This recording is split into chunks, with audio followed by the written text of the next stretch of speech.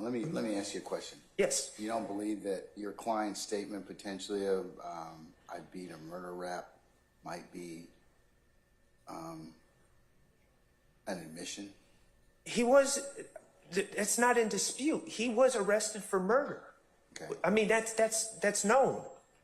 We're going to talk about it. He was wrongfully arrested for murder in October of 2015. Isn't that one of the predicate acts that the state has alleged? It is, but I don't see how acknowledging that you were arrested for the murder and either released or But you beat it. sang about it though, and isn't that for the jury to determine? I mean that's directly probably one of the more stronger things that that the courts heard in terms of just. So if I mean, involvement, because they can look at it for several reasons, for a couple of reasons. One, he's membership, and the fact he's wearing a YSL chain. Okay, Two, that he's wearing red, and three, that he's rapping about a potential issue that he's been involved in.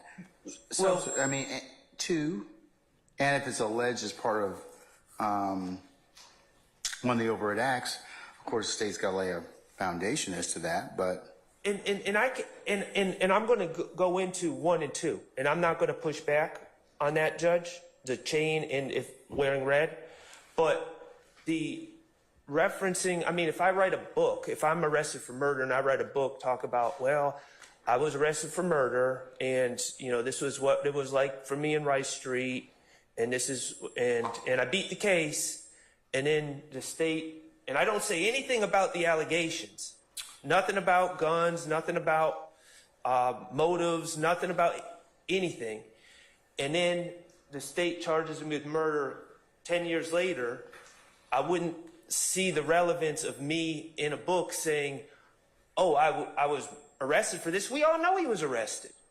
He was arrested for murder. He was charged with murder. That's a known fact. I don't know why we need this song to be admitted to show that he was charged. Was there a trial on the murder?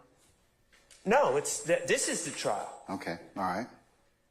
So basically, your client's alleged participation in this or commission of this murder is fairly contained with this indictment, correct?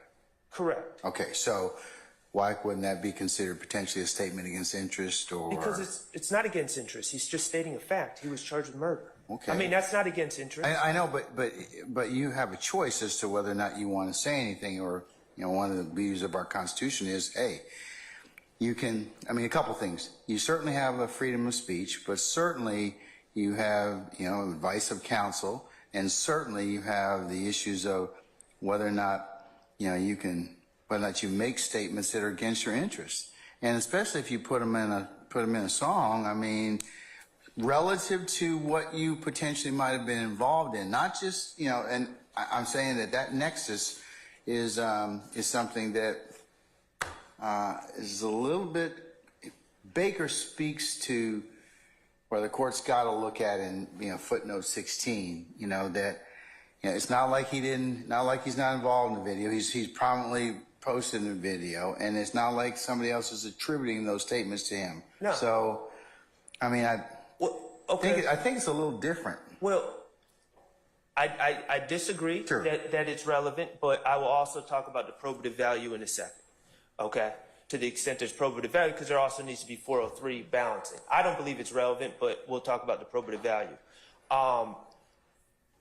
Okay, but remember, in Baker, the person wasn't even in the video, right? He was. In Baker? Yes, he wasn't the artist. I think the gentleman's name was No Cap. Was the artist, Mr. Kobe Crawford. The gentleman, Mr. Baker, was in the video dancing with a firearm. Yeah, but here's the thing about it is, but that particular individual neither authored the lyrics or the views or values reflected in the video were adopted or shared by the appellant. So, a little different. I think it's a little stronger in this particular video. And that's the jury's determination. This is just a court's threshold issue. But if I'm rapping about, I beat a murder rap, okay? That's the jury could consider that as a statement against interest, right? No. Okay, well, we're gonna disagree. We're gonna disagree about that. So if I said, Well, it wouldn't be wise for one to say I beat a murder rap and the prosecution's still open. Whether it was wise or not is a different issue. If he contacted me before you probably would have told him, don't say that, right? Or don't write it. But that doesn't make it relevant. Well, it's relevant for the jury to determine whether or not he committed a murder. Saying that you were arrested and let's put context. Okay, but remember, there's other linkage that has to go on with that. In Baker, it's a little different. The courts are kind of telling us, look, you have to show some particular nexus, and you have to make sure that and they had beef in this particular case because it was minimally probative. Okay. What is in this particular circumstance? I think that they've tied, along with the client wearing red, client wearing a YSL T-shirt, shirt, and then rapping with other arguably members of YSL about a potential crime that he may or may not involved in. Now, the jury can decide that that's not what it stands for, and they're gonna in weighting the evidence. But under 403 in Baker, the 11th Circuit, as Mr. Steele pointed out in Gamory, 635 F 3rd 480, the rap video in this particular case was minimally probative under 403 because there was no proof that the appellant authored the lyrics or the views and values reflected in the video were in fact adopted or shared by the appellant. Well, Gamory deals with a different set of facts, but just because my facts don't match Gamory doesn't mean the opposite conclusion. No, but it tells me, it shows the probative value is stronger in involving your particular accused. Okay. And we may disagree with that. I'll have to see what hear what the state says about it, but fundamentally, and that's subject also to foundation, but we'll see. Fundamentally, Your Honor, I just don't probative value. There has to be probative value towards a fact at issue. Yeah, whether or not your client committed a murder. But he doesn't admit to committing a murder. He talks about being arrested. And that is not at issue. He has been arrested. Nowhere does he say, I committed a murder on that video. If he said that, we'd be in a much different position. And he doesn't say that. And that's the whole point. All he's saying is I was arrested. Well, it also depends upon what else the state has to proffer in regards to that. And I don't know what they have. So, okay, well. Like I said, so like a lot of these lyrics in songs are subject. That's why under the under 103, and I let them in preliminarily, subject to foundation. So, and I'm still going to do that with your client and anybody else who may be featured in songs or videos. So, regarding staying on the video, okay, and then I'd like to address the other the other video, the social media post as well. But staying on the video, if we were to agree that there's relevance of red YSL necklace and saying he was arrested, that is probative of something, then you have to get to the balancing. And it's prosecutorial need, overall similarity between the acts, and temporal remoteness. I'm just going to give you a heads up. You got about 10 minutes left, okay? Okay. Well, so, Your Honor, regarding probative value and prosecutorial need, I'm going to read from Arrington v. State, and that is 355 Georgia Appeals 361, 2020. One more site, 357. 355 Georgia Appeals 361, and this is 351 Georgia Appeals, is that what you said, or 355? 355 Georgia Appeals 361. All right, 361. And it's 2020 case. And on 364, it says, probative value of evidence derives in large part from the extent to which the evidence tends to make the existence of a fact more or less probable. Generally speaking, the greater the tendency to make the existence of a fact more or less probable, the greater the probative value. And the extent to which evidence tends to make the existence of a fact more or less probable depends significantly on the quality of the evidence and the strength of its logical connection to the fact for which it is offered. Probative value also depends on the marginal worth of the evidence, how much it adds, in other words, to the other proof available to establish the fact for which it is offered. The stronger the other proof, the less marginal value of the evidence in question. And probative value depends as well on the need for the evidence. When the fact for which the evidence is offered is undisputed or not reasonably susceptible to dispute, the less the probative value of the evidence. So You're talking about 403. yes, I'm talking about 403. Remember in Arrington, that was a 404 determination because you have prior bad acts, right? Right, but Okay, that's so where are you saying that I should look at this for the 403 analysis? 403 analysis, because that's this is giving. in reality that's where a lot of our 403 case law comes from, is 404B cases doing the 403 analysis. And the point I'm trying to make, and there's other cases that stand for this same proposition, but It's a little different, and you'd have to agree with, because in determining other acts, you got to look at in probative value. You're looking at evidence offered to prove the intent includes its overall similarity to the charged crime, the prosecutorial need for it, is temporal remoteness, and so when you're talking about that, it's a little different in terms of probativeness. Wouldn't you agree? well, I'm just focusing on the 403, which is the second prong of the 404B analysis. And so I'm just isolating the 403 analysis. And Your Honor, merely what I'm saying is the state in their discovery has handed over social media posts, hundreds, maybe thousands, several social media posts with Shannon Stillwell on social media, with Slat, with Snakes, with Quindarius Zachary, with other people.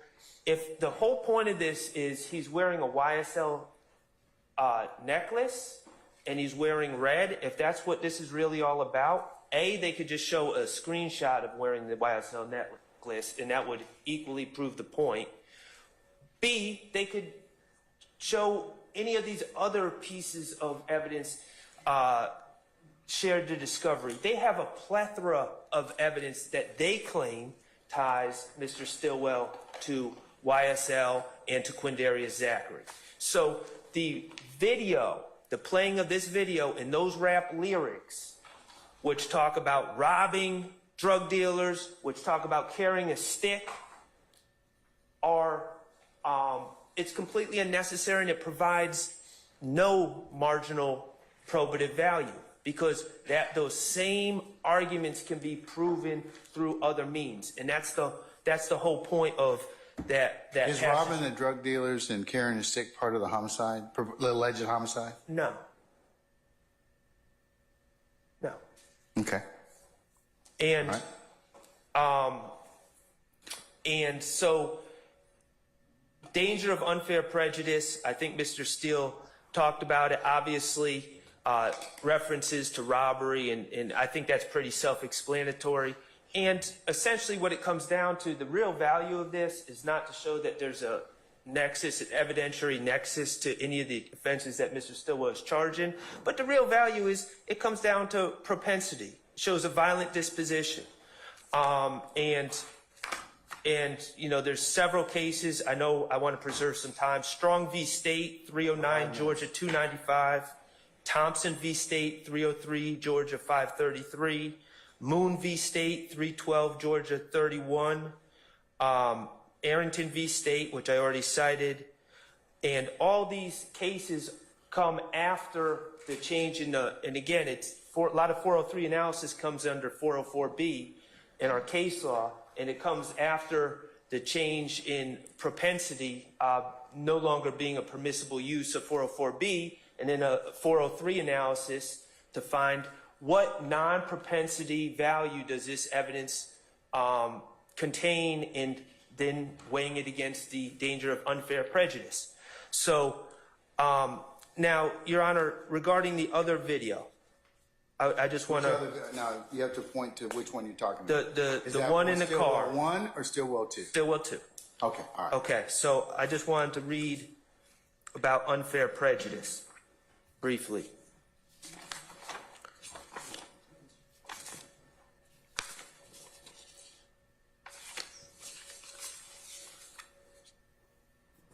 The term, this is from Baker, and it says, the term unfair prejudice, as it is used in 403, refers to the capacity of some conceitedly relevant evidence to lure the fact finder into declaring guilt on an improper basis rather than on proof specific to the offense charged. And that's citing to Old Chief v. United States, 519 U.S. 172. Generally, such improper bases for a finding of guilt include a criminal defendant's bad character or his propensity for violence. So, But the lyrics in this case are not being offered to show propensity. well, I then let's redact them. Let's redact them. Then let's redact them. If that's not the point, let's take out references to robbery. Let's take out references to a stick. If it's that simple. But regarding this other video that I wanted to talk about, Your Honor, in Stillwell 2, Got 3 minutes. okay, it's a, if you listen to the video, it's a express, I think it's an express statement to a popular rapper known as The Game. His name is Jason Taylor. I don't know the backstory behind everything, but it includes words such as, this is what got Biggie and Tupac killed. If you come here, I'm at your neck, okay? The Game, Jason Taylor, is nowhere listed in this indictment as a victim or as a witness, okay? There is no, and I'm not, maybe the state isn't planning on trying to introduce this. I don't know. All I know is it's provided in discovery. It has no direct link to any of the alleged crimes in this case. Again, it portrays Mr. Stillwell as a violent man, as a man who likes to settle his beefs violently, responds to violence. Strong v. State, 309 Georgia 295. Prior bad act that shows propensity for controlling other people with violence and responding with violence when people don't submit, was too generic a motive and just bad character. So, and had very limited probative value compared to the great danger of unfair prejudice. Not only unfair prejudice, but a waste of time, and specifically in this case, when we're going to be dealing with the alleged shooting of a bus that another rapper known colloquially as Lil Wayne was on.